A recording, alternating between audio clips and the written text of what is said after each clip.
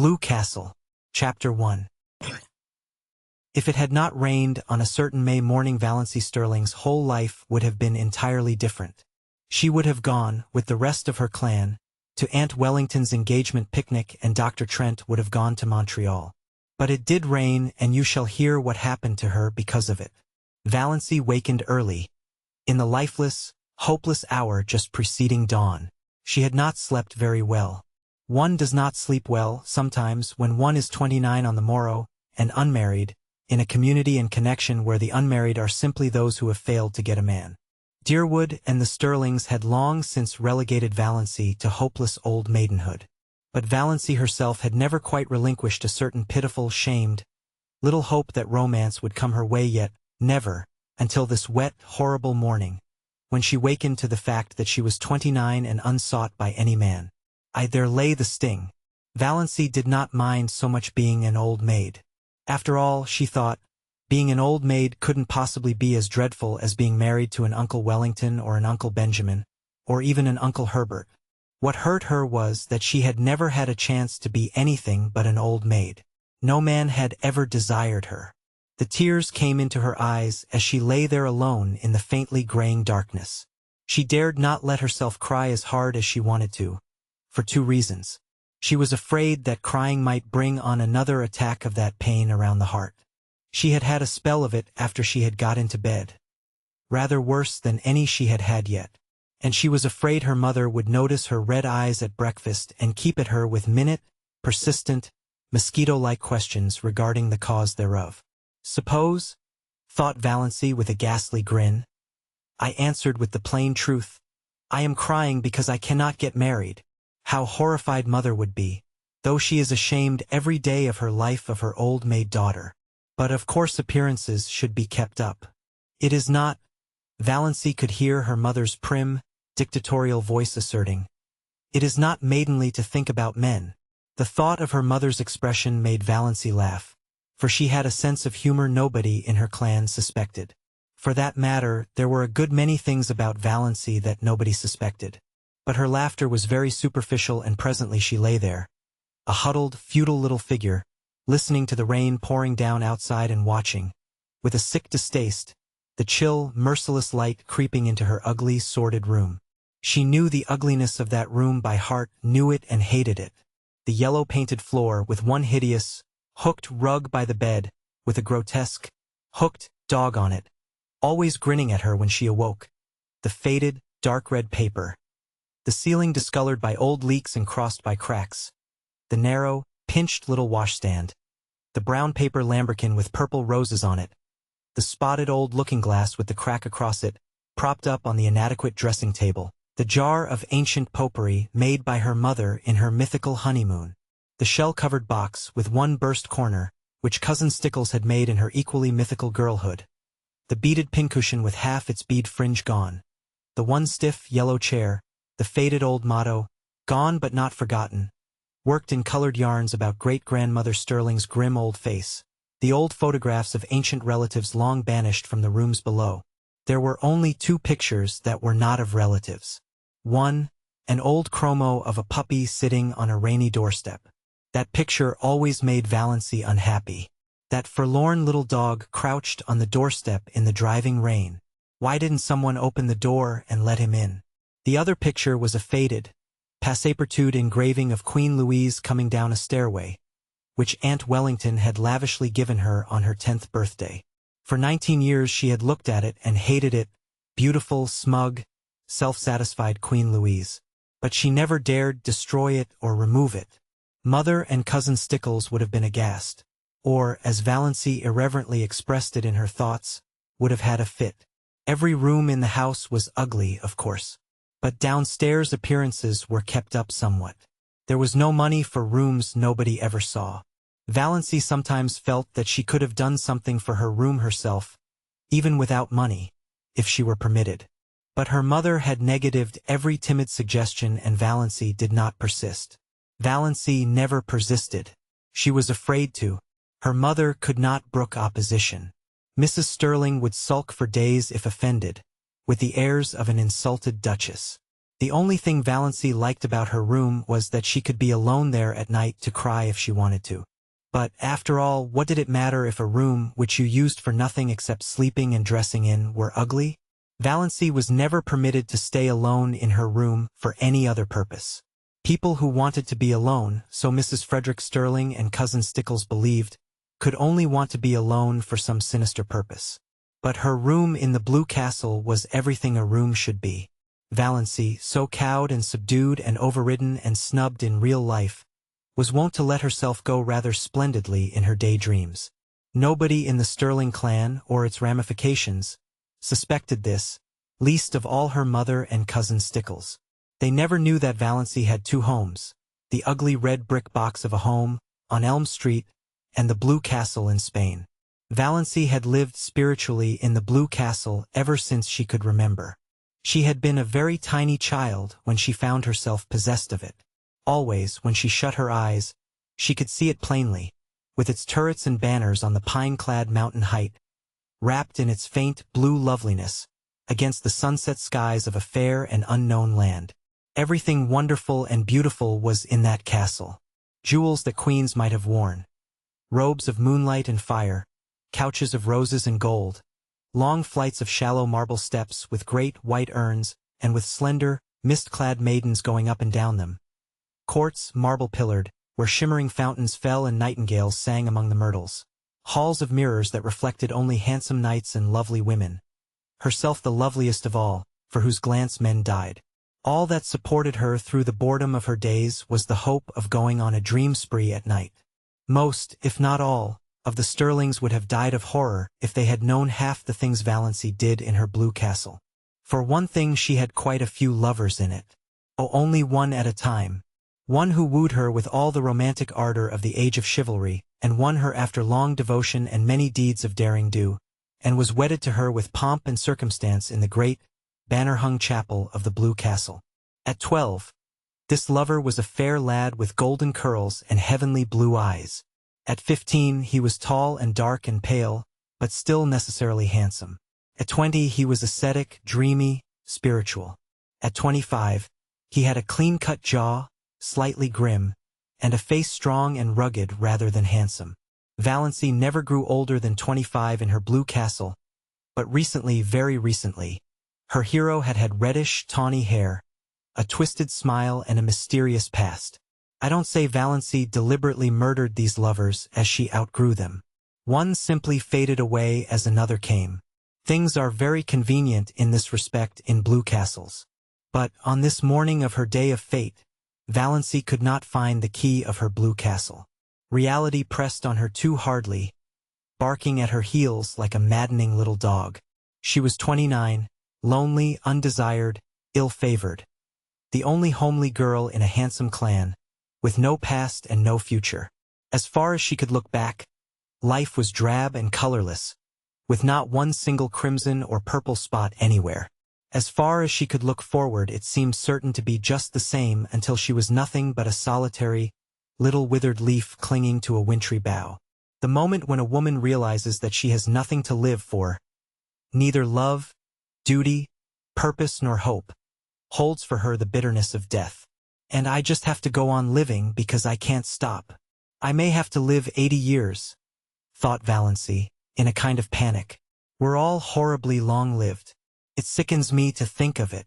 She was glad it was raining, or rather, she was drearily satisfied that it was raining. There would be no picnic that day. This annual picnic, whereby Aunt and Uncle Wellington, one always thought of them in that succession, inevitably celebrated their engagement at a picnic 30 years before, had been, of late years, a veritable nightmare to Valency. By an impish coincidence, it was the same day as her birthday and, after she had passed 25, nobody let her forget it. Much as she hated going to the picnic, it would never have occurred to her to rebel against it. There seemed to be nothing of the revolutionary in her nature, and she knew exactly what everyone would say to her at the picnic. Uncle Wellington, whom she disliked and despised even though he had fulfilled the highest Sterling aspiration, marrying money, would say to her in a pig's whisper, "Not thinking of getting married yet, my dear?" and then go off into the bellow of laughter with which he invariably concluded his dull remarks. Aunt Wellington, of whom Valancy stood in abject awe, would tell her about Olive's new chiffon dress and Cecil's last devoted letter. Valancy would have to look as pleased and interested as if the dress and letter had been hers, or else Aunt Wellington would be offended. And Valancy had long ago decided that she would rather offend God than Aunt Wellington, because God might forgive her but Aunt Wellington never would. Aunt Alberta, enormously fat, with an amiable habit of always referring to her husband as he, as if he were the only male creature in the world, who could never forget that she had been a great beauty in her youth, would condole with Valancy on her sallow skin. "I don't know why all the girls of today are so sunburned. When I was a girl my skin was roses and cream. I was counted the prettiest girl in Canada, my dear." Perhaps Uncle Herbert wouldn't say anything, or perhaps he would remark jocularly, "How fat you're getting, Doss!" And then everybody would laugh over the excessively humorous idea of poor, scrawny little Doss getting fat. Handsome, solemn Uncle James, whom Valancy disliked but respected because he was reputed to be very clever and was therefore the clan oracle, brains being none too plentiful in the Sterling connection, would probably remark with the owl-like sarcasm that had won him his reputation, "I suppose you're busy with your hope chest these days?" And Uncle Benjamin would ask some of his abominable conundrums, between wheezy chuckles, and answer them himself. What is the difference between Doss and a mouse? The mouse wishes to harm the cheese and Doss wishes to charm the he's. Valancy had heard him ask that riddle 50 times, and every time she wanted to throw something at him. But she never did. In the first place, the Sterlings simply did not throw things. In the second place, Uncle Benjamin was a wealthy and childless old widower, and Valancy had been brought up in the fear and admonition of his money. If she offended him, he would cut her out of his will, supposing she were in it. Valancy did not want to be cut out of Uncle Benjamin's will. She had been poor all her life and knew the galling bitterness of it. So she endured his riddles and even smiled tortured little smiles over them. Aunt Isabel, downright and disagreeable as an east wind, would criticize her in some way. Valancy could not predict just how, for Aunt Isabel never repeated a criticism. She found something new with which to jab you every time. Aunt Isabel prided herself on saying what she thought, but didn't like it so well when other people said what they thought to her. Valancy never said what she thought. Cousin Georgiana, named after her great-great-grandmother, who had been named after George IV, would recount dolorously the names of all relatives and friends who had died since the last picnic and wonder which of us will be the first to go next. Oppressively competent, Aunt Mildred would talk endlessly of her husband and her odious prodigies of babies to Valancy, because Valancy would be the only one she could find to put up with it. For the same reason, Cousin Gladys, really First Cousin Gladys once removed, according to the strict way in which the Sterlings tabulated relationship, a tall, thin lady who admitted she had a sensitive disposition, would describe minutely the tortures of her neuritis.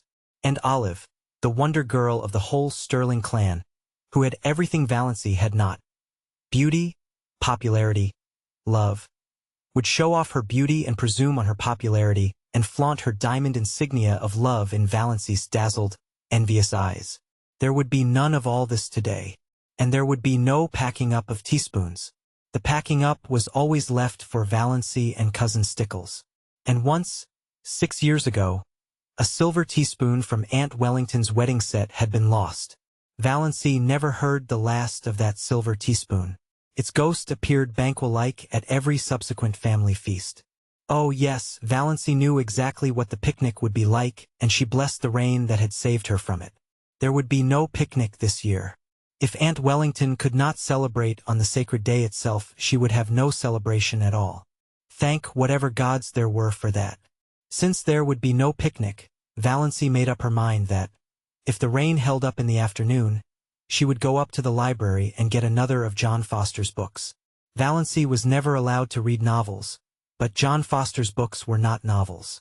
They were nature books, so the librarian told Mrs. Frederick Sterling.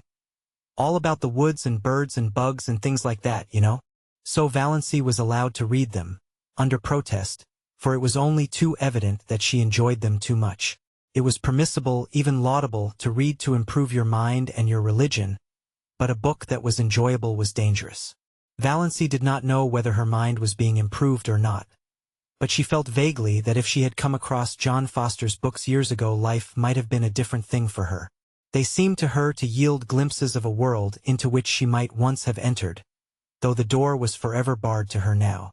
It was only within the last year that John Foster's books had been in the Deerwood Library, though the librarian told Valancy that he had been a well-known writer for several years. "Where does he live?" Valancy had asked. "Nobody knows. From his books he must be a Canadian, but no more information can be had. His publishers won't say a word. Quite likely John Foster is a nom de plume. His books are so popular we can't keep them in at all, though I really can't see what people find in them to rave over." "I think they're wonderful," said Valancy timidly. "Oh, well." Miss Clarkson smiled in a patronizing fashion that relegated Valancy's opinions to limbo. "I can't say I care much for bugs myself, but certainly Foster seems to know all there is to know about them." Valancy didn't know whether she cared much for bugs either. It was not John Foster's uncanny knowledge of wild creatures and insect life that enthralled her. She could hardly say what it was. Some tantalizing lure of a mystery never revealed. Some hint of a great secret just a little further on. Some faint, elusive echo of lovely, forgotten things. John Foster's magic was indefinable. Yes, she would get a new Foster book. It was a month since she had Thistle Harvest, so surely Mother could not object. Valancy had read it 4 times. She knew whole passages off by heart. And she almost thought she would go and see Dr. Trent about that queer pain around the heart.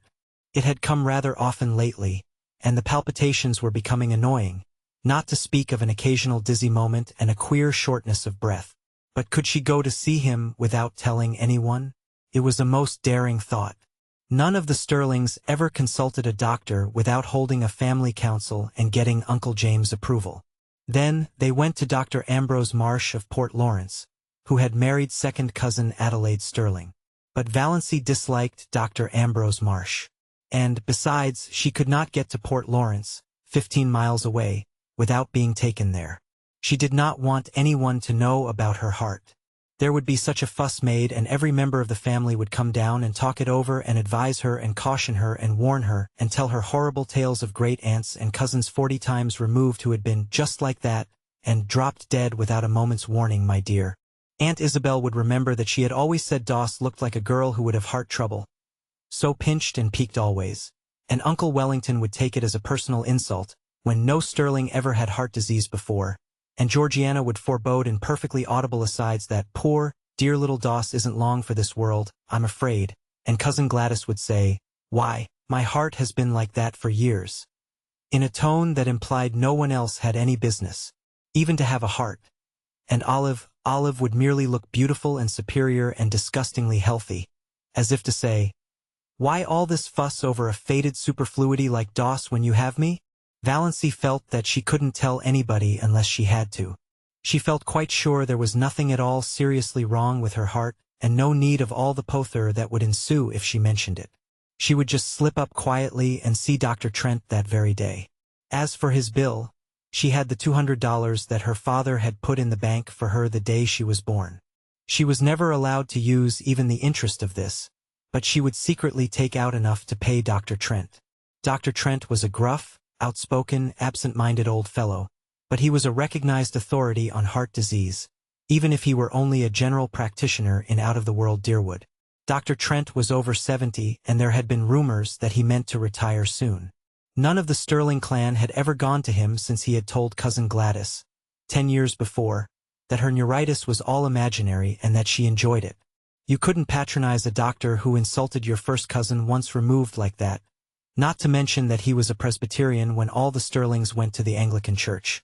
But Valancy, between the devil of disloyalty to clan and the deep sea of fuss and clatter and advice, thought she would take a chance with the devil.